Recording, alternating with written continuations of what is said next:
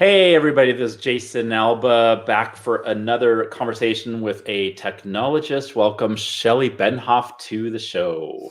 Hey, Jason. So for the last few weeks and periodically over the last year, I've been talking to people in the tech space and in different parts of the tech space, and some Pluralsight authors and non-Pluralsight authors. And I'm just really intrigued with careers and how people got into their careers, and what they think about their careers, and advice that they would give to people getting started or a younger you or something like that. And that's really what we want to talk about today. So let's just get started. Shelley, first of all, you are a Pluralsight author. Yes. Mm-hmm. And of course, today is April Fool's, but there is no fooling around with free April. This is the second year, 2021, that Pluralsight's offering their entire library for free for anybody around the world, which is so cool. So tell us a little bit about, before we get into your career, tell us a little bit about your courses and what topics you have and stuff like that. Sure. So I have been a Pluralsight author since 2015. My first course was published in 2016. That one was Tactics and Tools for Troubleshooting Front-End Web Development. I thought that would be the longest course title I would have, but it is not. Since then, I have published 11 courses, I think. Nice. 11 or 12. I cover web development, Sitecore, leadership, management, project management, and recently information management. So you're kind of all over the place. A lot of authors go really deep on a certain thing. So tell me about the breadth, like why. I know why, because like in your career and in my career, we go really deep in certain things, but we also get exposure to other things. So tell me how you kind of came to doing some of these topics.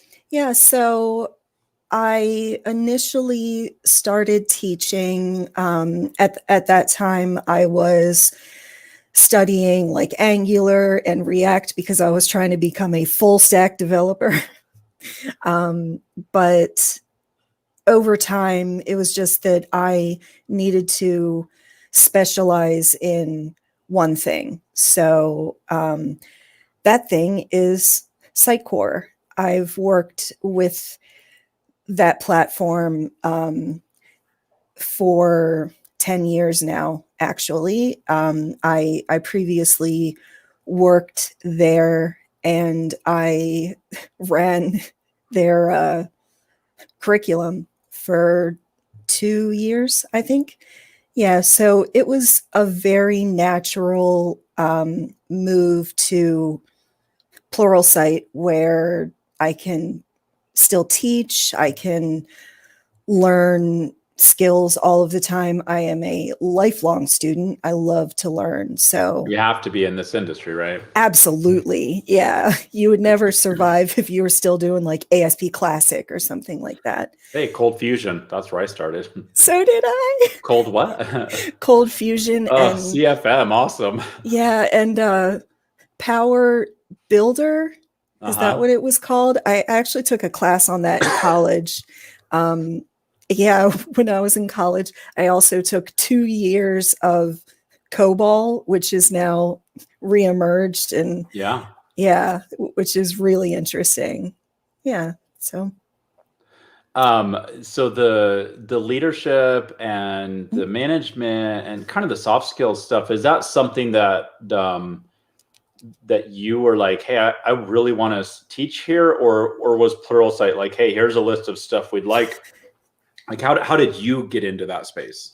Yeah, so it was a combination, I think. I started teaching soft skills at a time where Pluralsight had this entire list of, you probably saw it, of all of these topics to teach. And I had managed a global team. I had people in London. I had people in, like Canada and China, like just all over the world. And I had made some mistakes in my management, and then I learned what not to do. And then I wanted to teach others the same because I really struggled.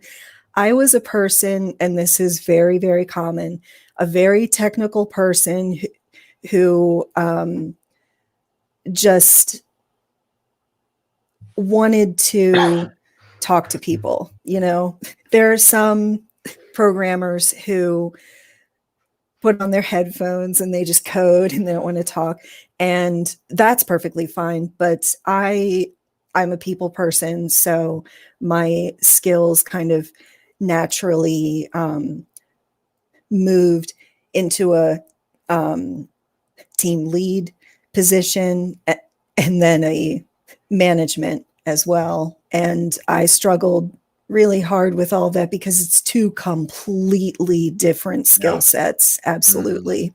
Did you enjoy it? I mean, I just saw a tweet from somebody, I can't remember who it is, but I see their tweets a lot. And he said, I'm seriously considering going back to being an individual contributor from a manager. Not only are there different skill sets, it's like the rewards that you see in either role are really different, right? Yeah. Like as a developer, it's like, hey, we launched this thing, and you can pat yourself on the back. And as a manager, it's like, hey, I had that difficult conversation, which is actually like a really big accomplishment for a lot of people. But it's not like you're going back to your office and you're like, yeah, I had this difficult conversation. You know what I mean? How did you enjoy management compared to being a technologist, an individual contributor, I should say? Yeah, it was very hard at first. I had a hard time wrangling the crew. Sometimes it was like herding cats, as people say. And it just, for me, I liked management after I stopped managing and started leading. Once I started to lead people, coach them, mentor them. Yeah, like that was really when I was successful as a manager. But like you said, I've had to have very difficult conversations with people. I've had to lay off people, which for me personally was really awful because it's absolutely horrible. And I've had 22 jobs in my 22-year career. So that's an average of I switch jobs every year. I've been laid off, I don't even know how many times, maybe like 8. I lost count after a while. And so let's say that also comes with being in the tech space, especially in a startup. Like if you're heavy into the startup world, layoffs just kind of come and in my era, when I was in high school and junior high, like the idea of what a career was like you go work at this company probably for 40 years, and then you get the golden watch and a pension and all that stuff. And then when I started my company, Jibber Jobber, and I started speaking around the world, and I went to Houston once and I sat in a room before a presentation, and I was there quite early because I like to get all my stuff ready. And this guy came up to me and he said, hey, so tell me what I should do. He said, I've been laid off 26 times. And I was like, this is like, I'd never really heard of that. Like 26 times. It's like, why would anybody want to hire you again? My first thought though was, well, dude, write a book. Because if you've gotten laid off 26 times, you actually have been hired 26 times. So you've gone through the hiring process. And so anyways, I just wanted to like throw a plug in there for people who actually get laid off, because I've been laid off, and it's demoralizing, and it's scary. Like there's a whole lot of feelings that go into being laid off, but it's just par for the course. It's just the way it is. You can't sit there and beat yourself up. You can self-correct and you can take it as a learning experience, but you can't internalize it too much because it's just how things work today. I wish I had known you in like 2014, because I needed you badly. Between 2014 and 2018, I was laid off like 6 times, I think. The first one was really hard. And then I just felt like I wasn't worth anything. Yep. I felt like I was a terrible employee. I didn't have the technical skills, which is interesting because during that time, 2 of the jobs I got, they didn't even have a position available. They made one for me. Mm-hmm. And then they didn't know what to do with me. So they let me go. And all of these layoffs, I never had a meeting with my manager where they sat me down, reviewed my performance, talked about it, asked me what was wrong. They just took one look at me. I failed once and they let me go. And that's not okay. Yeah. So I think when I first hear about a company layoff, I think 3 things. First, the company mismanaged. They misunderstood their revenues and their expenses, and they're not managing. The managers are not managing the organization well. Yep. And the second one is that they mishired. They just didn't. If they're going to turn around and let you go because you're not the right person after 6 or 12 or 18 months, that's on them. Yeah. They should have had better interviewing and better screening and better communication from the job description all the way through. There's such poor training in the hiring process that I think it creates a lot of misfires. So that down the road, it's like, oh, I don't have the team that I thought that I was building. And I'll tell you what, man, as a manager, it's not the person's fault that you just hired. It's your fault because you got to get your crap together.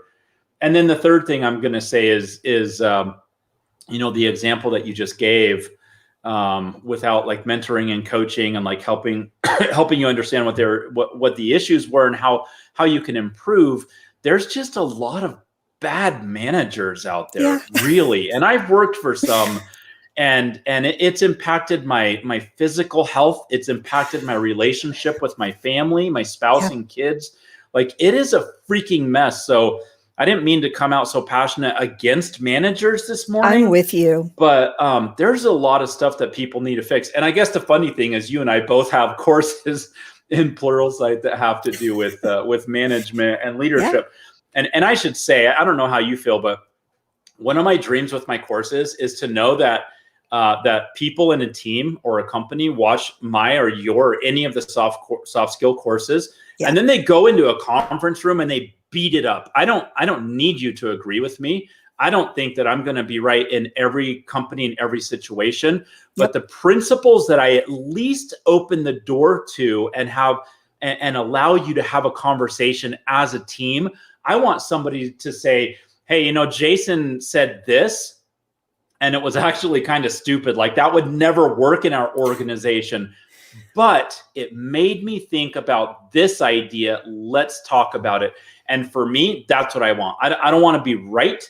I want to start conversations so management and leadership can really step up. And when they step up, the organization does better. The people are happier to be there. There's less layoffs. There's less worse or bad hires, all of that stuff. So absolutely. Anyways. If you're experiencing turnover at a very rapid pace, there is something wrong with upper management. It trickles down. Absolutely. Yeah. And I'm also very passionate about this topic, which is why I teach it, Yeah. I think when we get beat up a little bit, we tend to, I harbor it. And I've had people say, dude, get over it. Like, my big kick in the teeth, that's what I call a kick in the teeth for me, was in 2006. And people are like, get over it. And I was like, well, not that easy. I know I should. And it's not easy, but it also fuels my passion for like my blog posts and my courses. And I went on Twitter a few weeks ago and I was like, thank you so much to all the horrible bosses that I've ever had. Because you've given me so much content that I can share in my courses and stuff. Yeah. So, all right. Yeah. So that was a real dark period for you because I'm sure you started internalizing, I'm not good enough. I'm not worthy. You probably thought maybe I should go into another field. I almost quit tech. And I was considering management consulting. Mm. And I just, at a point, I felt like maybe I can't code. And a couple years later, having mentors like you, and I have a whole team now, I'm a site core technology MVP, so I can code. Yeah, you can code. You can code. Yeah. Hey, I want to dig into your past a little bit. Were you, Okay. Aaron Sconard, CEO of Pluralsight, and a whole bunch of real geeky people are like, yeah, when I was 7 years old, I got the soldering kit out and I made my first motherboard, or I wrote my first game when I was 9 or whatever. I was like, probably, I never, well, anyways, I was out in the wild catching snakes. Like, that's how I grew up. And I didn't get into technology until college. My first programming class, I raised my hand, and I honestly have this question. I said, why do we need to learn how to program if we can just go down to, remember Radio Shack, now defunct, but why don't we just go down to the store and buy a program? That's my understanding. And I was like in my 20s, right? I did not grow up like super brilliant. Where are you at in this whole spectrum of like, did you grow up techie? I guess I did, in a way. My first exposure to tech, I feel like, was when, for Christmas one year, my parents bought me this toy computer. And what was it called? The Whiz Kid. Do you remember this? I don't. It was like Leapfrog, which I also don't know if that's still a thing, but yeah, it was the oldest version of that. And it had discs, and I was just very interested in how it worked inside.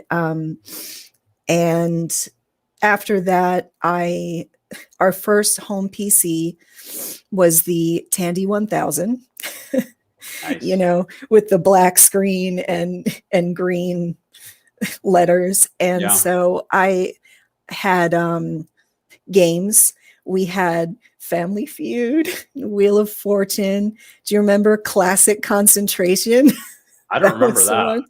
Yeah. And Ms. Pac-Man.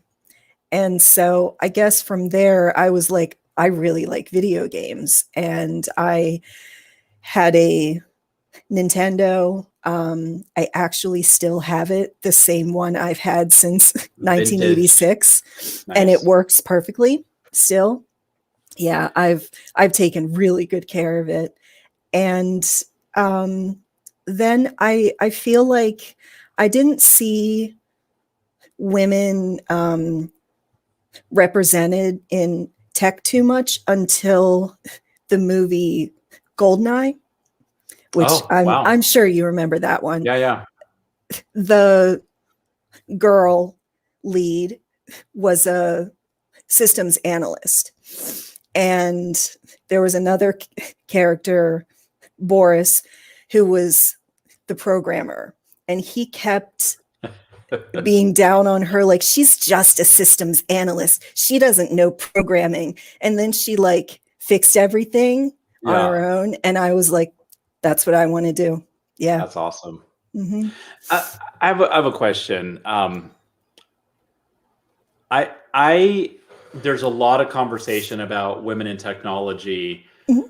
and I don't ever remember thinking I can do this thing because people, like, I'm represented. I see other people that are like me doing that, but I get a sense that there is a lot of that feeling amongst girls and women. Yeah. Like, I'm not sure if I can do that. I know there are a lot of issues in technology. Well, I hear about them anyways with the way women are treated, like after they're hired. So there's a couple issues. One is like women getting involved in technology at all. I have 3 daughters, and I would love for any of them to have some kind of STEM career. That, I mean, whatever they choose is whatever they choose. I'm fine either way. But then I definitely am concerned about, like, if they go into a workforce and there is, I don't know if discrimination is the right word, but just just lack of respect. Yeah. Right. And so I want to talk about that a little. There are really two issues. So first, what's your message, or what are your thoughts on helping girls and women decide to get into a STEM career at all? Like, without the discrimination part, we'll talk about that in a minute. But what's your message to girls and women? Women, I think, should understand that they don't have to fit into a box. We are raised to do certain jobs and not really exposed to tech in general, which is why I love to see schools who have groups specifically for girls, because it's a safe space to learn and grow. But it's also, oh no, I'm sorry. Are you still there? Yeah, I got you. Okay. You haven't missed a beat. I don't know what happened to my screen just then. It blipped. What was I saying? Oh, right. So what I would say to girls who are interested in tech is that you can do this. You can absolutely do this. If anybody is ever questioning you, I used to get upset when people were like surprised that I was smart, but now I love it. Now I love when people look at me and I'm, in a tiara and I'm just a little bit strange. Nobody looks at me and thinks technology MVP programmer. Yeah. And I used to be upset, but now I relish surprising people. It's fun. Yeah. My first boss was probably 5'2" or 5. She's about 5 feet tall. Yeah.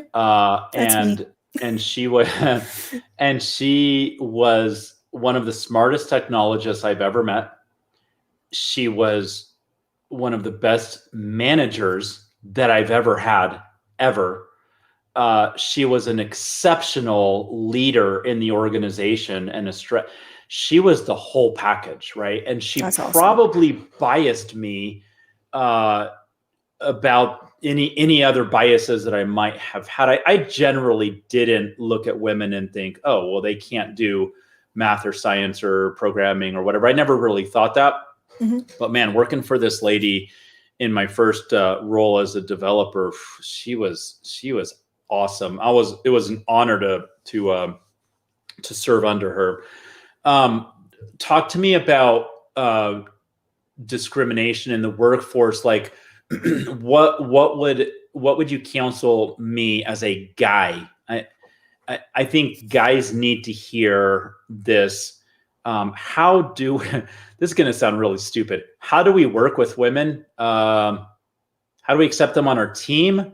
How do we help create that, like you said, safe space? Because a lot of women are going to be like the only person in the room, the only woman in the room, right? Yep. So how would you counsel men to work well with this group of people who could feel very uncomfortable and very unsafe? It's an excellent question. Thank you so much for approaching this topic that is at times controversial, especially on Twitter. But I have a number of things that I've experienced. I have often been the only woman on a team. So, number one, adopt gender neutral pronouns. Don't say fellas. I've been in a room with my team and the manager actually calls us fellas, even though I'm there. Don't talk about how women are stupid. I've also heard that. Just be open to change.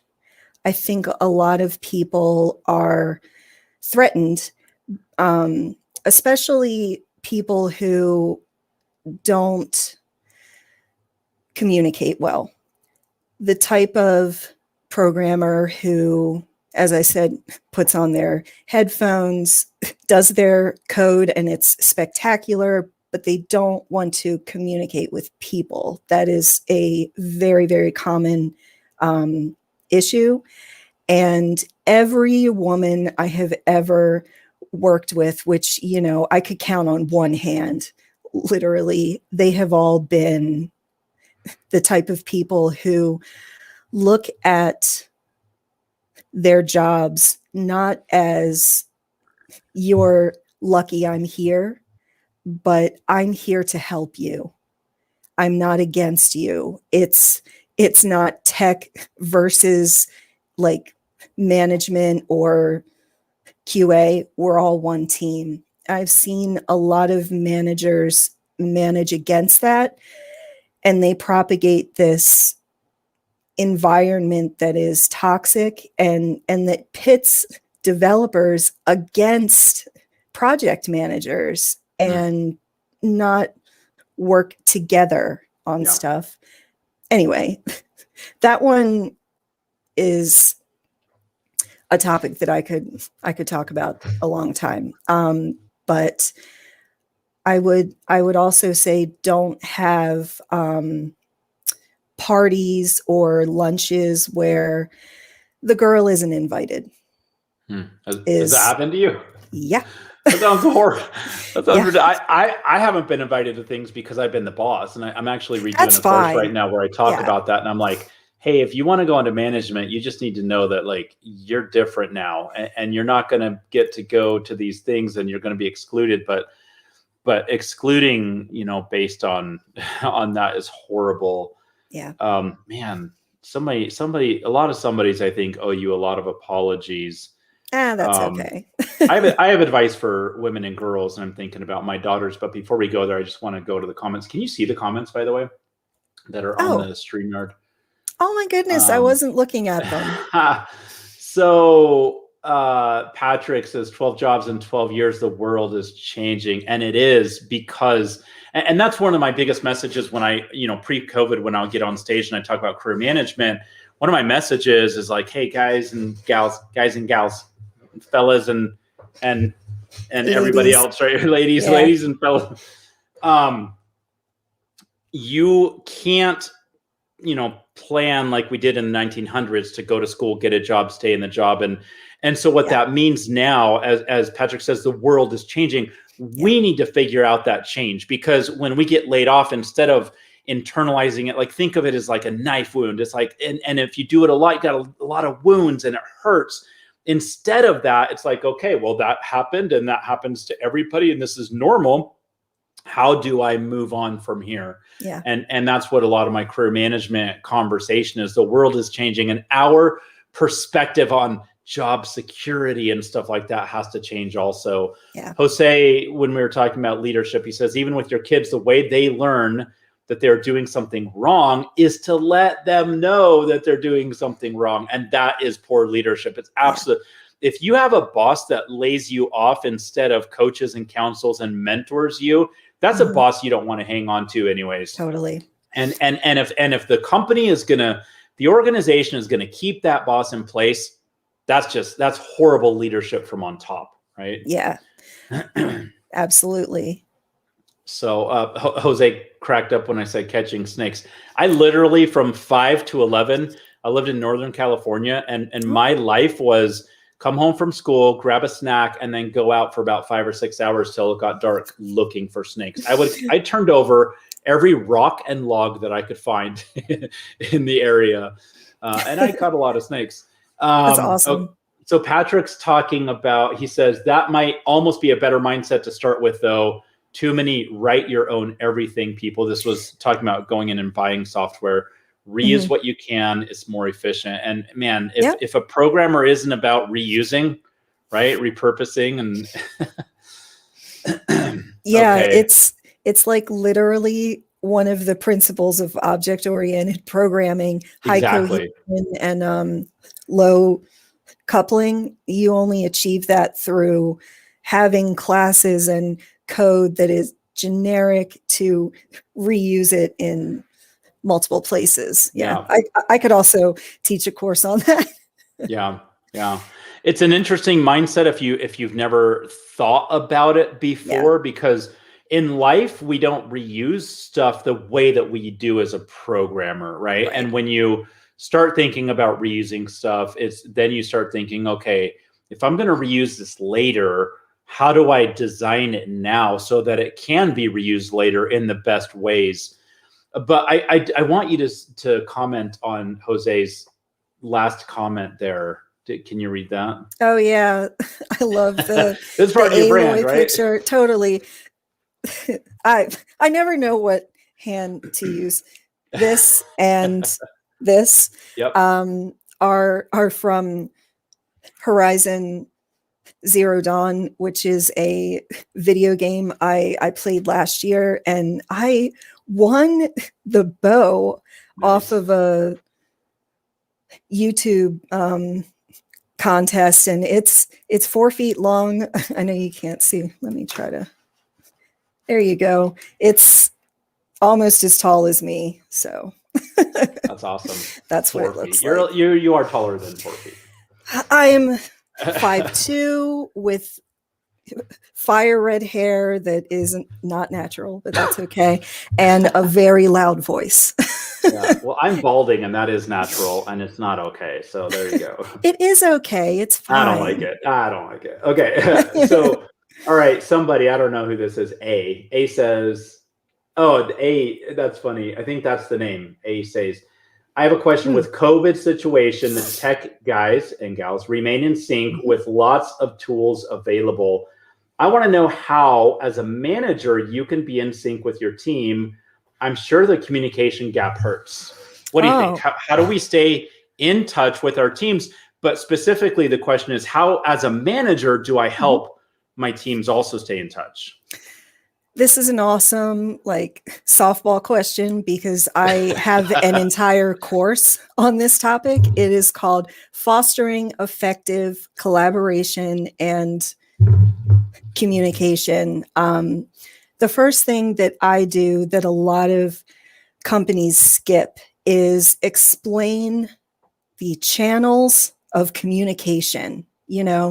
Today we have Slack, we have, Teams and SharePoint and email and everything. Specify to your team what each of those is used for, especially remote teams, I think, because you want to make sure everybody's on the same page.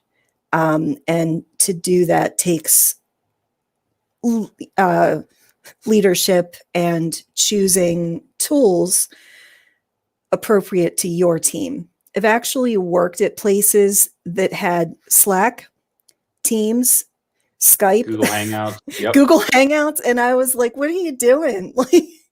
Zoom, and it was just a mess. You have to set standards at the organizational level, not just your team, because I've also worked at places where each project team worked in completely different ways. As a programmer myself, I would work on multiple projects at the same time. It was very hard for me to assimilate to each project's style because it wasn't set at the you had to switch level. processes multiple times during a day or a week, depending on what you were working with. Absolutely. That sounds like a lot of mental overhead, for somebody who's trying to be effective, to have to remember, and for this team, I have to submit it this way. And for that team, I have to communicate the other way. That would be a mess. And I understand that if you have clients, right, each client is different. Each one may use different tools and stuff like that. So I wouldn't say that each project has to be run in the exact same, strict way. Another hard part about management and leadership is setting rules, but like allowing a little room for people to still feel creative in producing, new processes to help streamline work and all of that. It's a tug of war.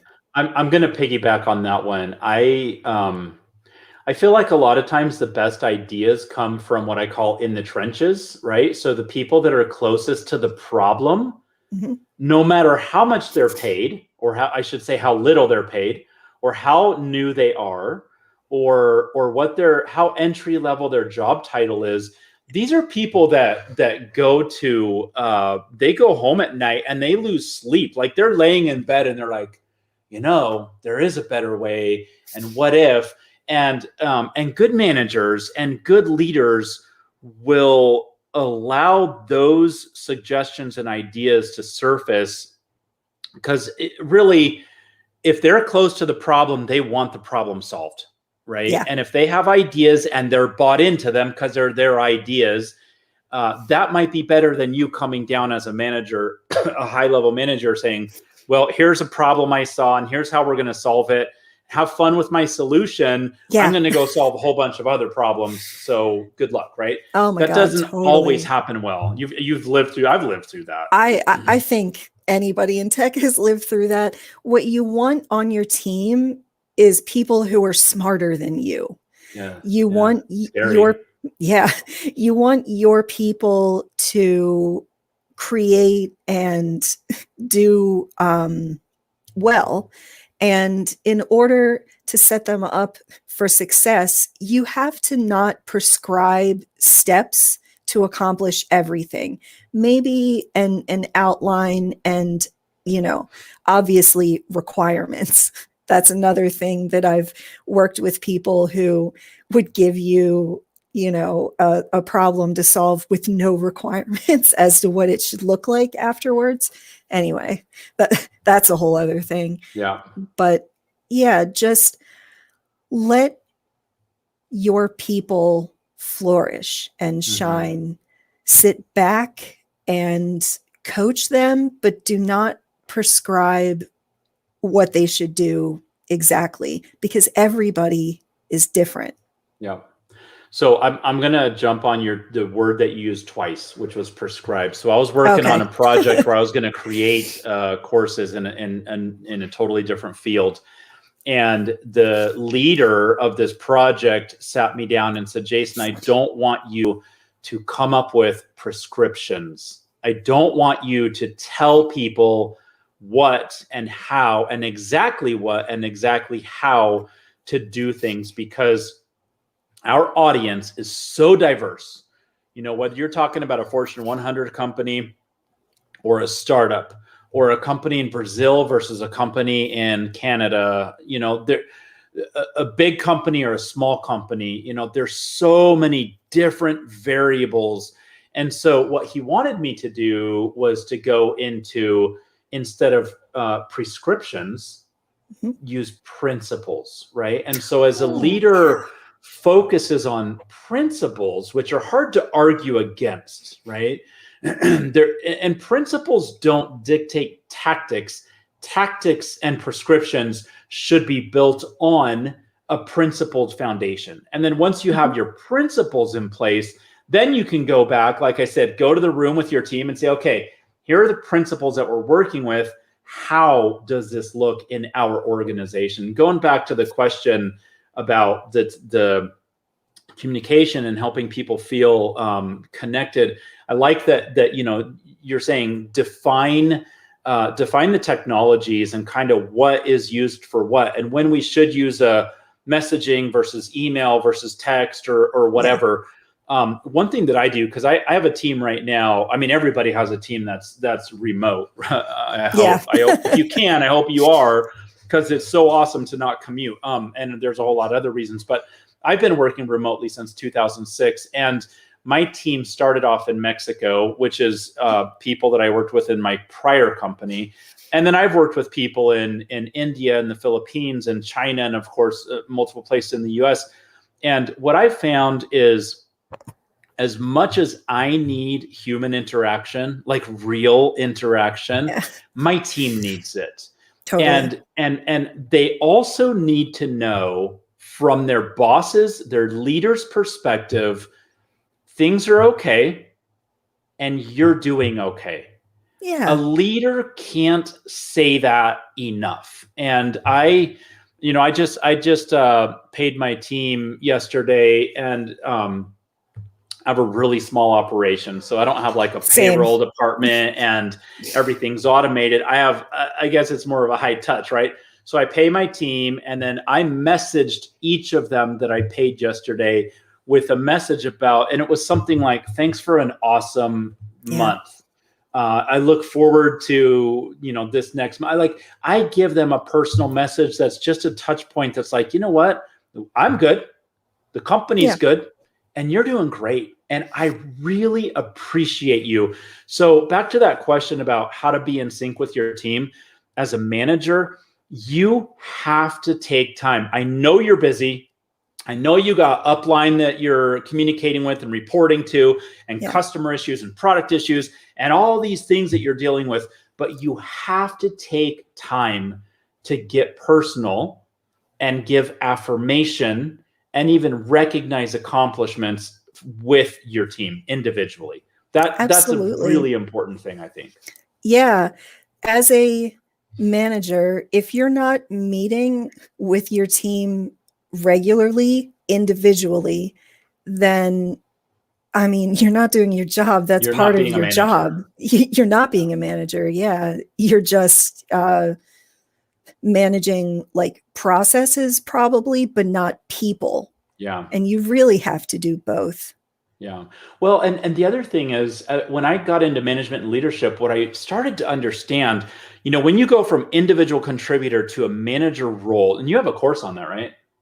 Am I right? I do. Yeah. You do. Because we just talked about that a month or two ago. I forgot about that one. Yeah. It's easy it's easy.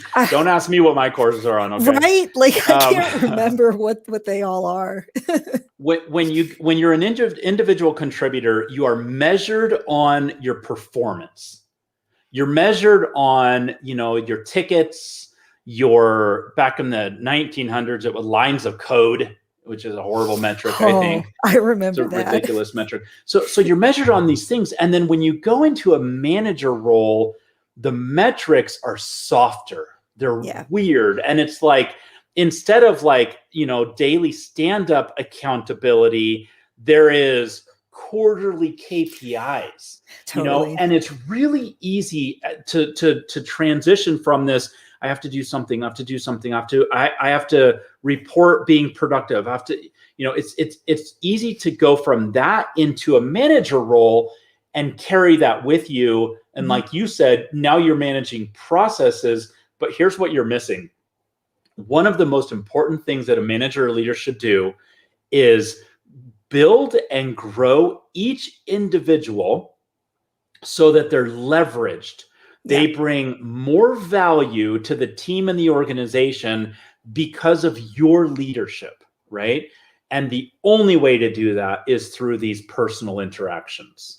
Absolutely. And it's interesting because as a leader, I mean, it's really scary. And I think a lot of times people just don't want to have difficult conversations, which is a softball to you for that course. Having difficult conversations like that has literally helped me in my personal life too. But you can't not have those conversations if you don't have them and keep just letting people go and it's a revolving door all the time. I think managers should have a metric on employee retention, and that is when that manager's good. That's a little scary, right? Because now we're going full spectrum of this, as full as I get on my screen here. Let's see. There we go. Full spectrum of did I hire well? Did I even understand what the needs of my team were to know what the job description should be? Did I screen the candidates well? Did I get the right person in the job? Am I incentivizing them? Am I providing a good workplace for them to be in? And that is, I completely agree with you, but managers and leaders should have a little bit of fear when they think about that. However, that is their job. Now, I guess there is one caveat, though. You want high employee retention when you have the right employee. When you have a bad employee, I mean, I know that's and that happens. Yeah. You were talking about having the difficult conversations, but if your love language is not words of affirmation, and you don't need words of affirmation, it's hard for you to give words of affirmation, which is what employee recognition is. It's hard for you to give kudos and say, hey, that was a great job.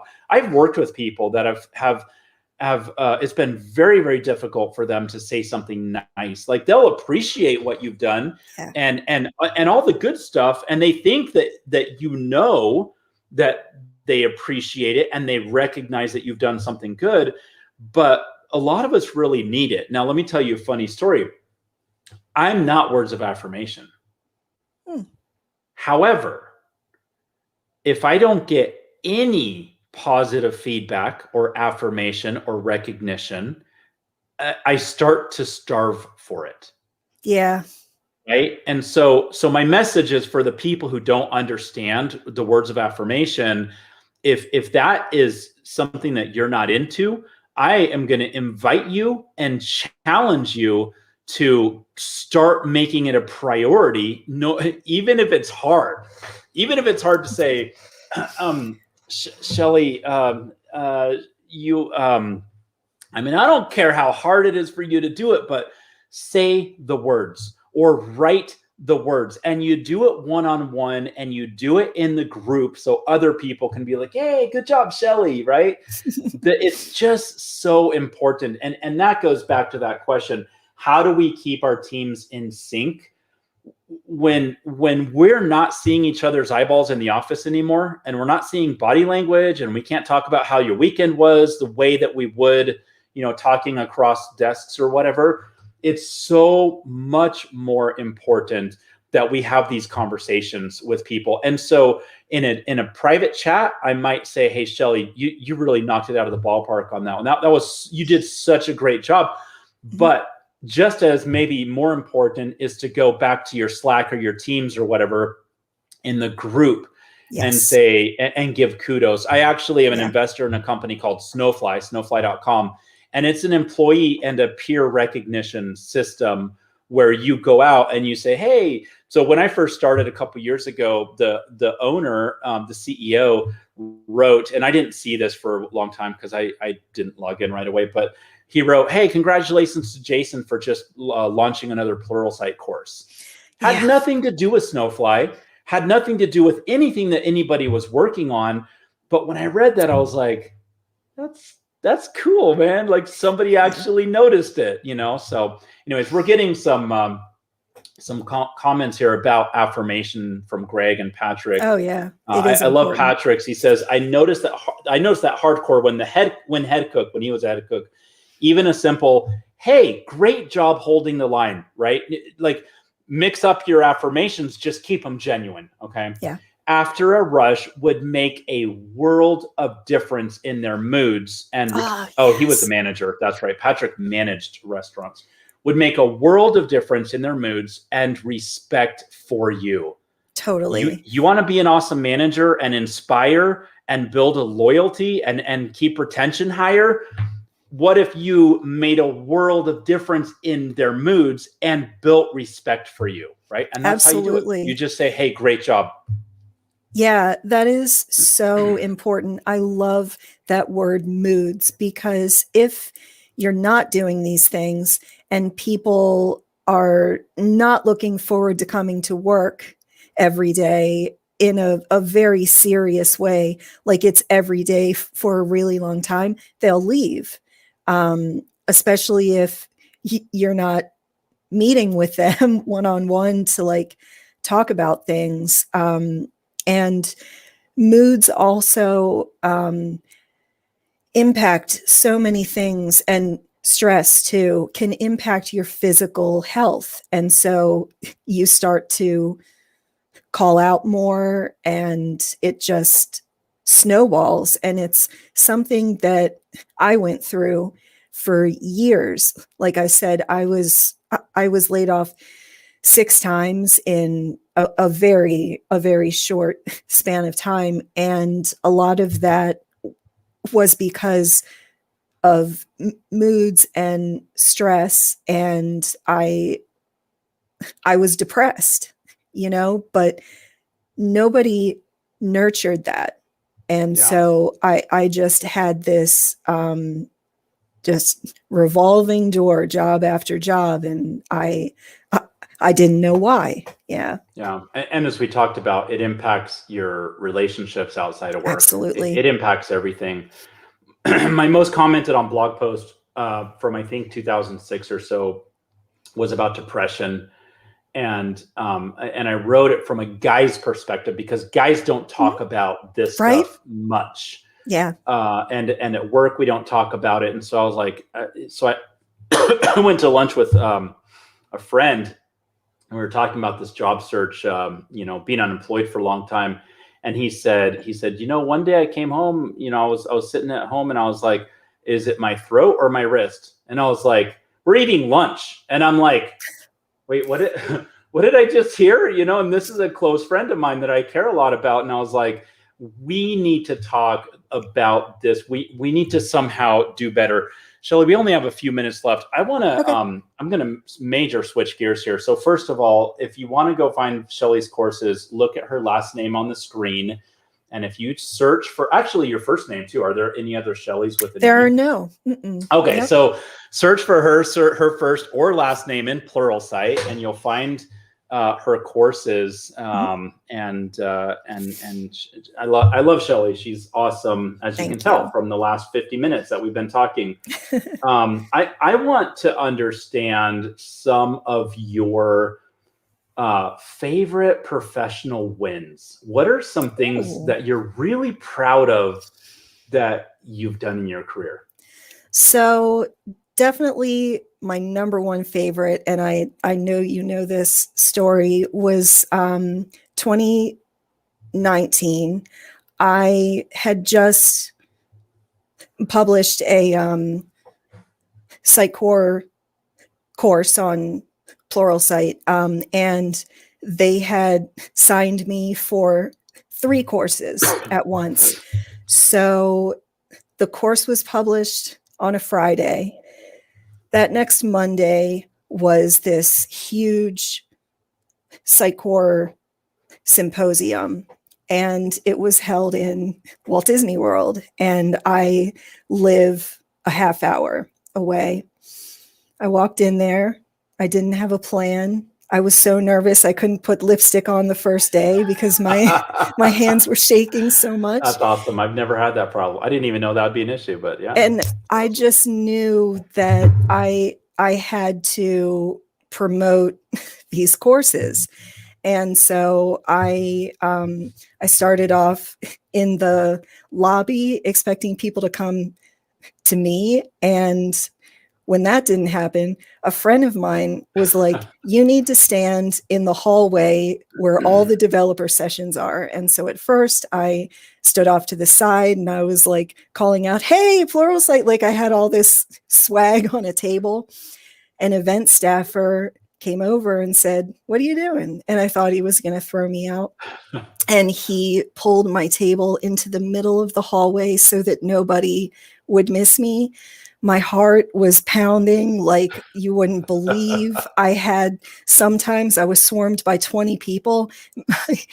My husband was there, and I'm 5'2", so I'm like in this group of people, and he said, next time we need to get you like a little step stool so people can see you. But nobody questioned it. Everybody I am trying not to cry.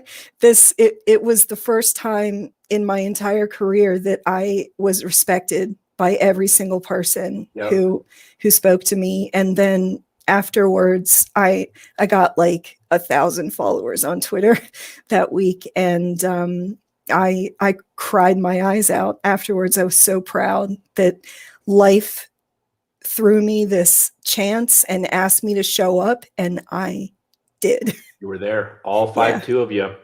I know. You know, I love that the event staffer did that. He has no Totally. idea that how life-changing it was. Yeah.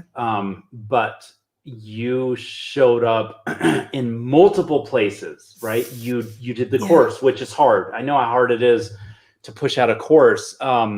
You went to the conference and you stood in the wrong place, but you still stood, and that you were yelling and saying, "Hey, I got stuff."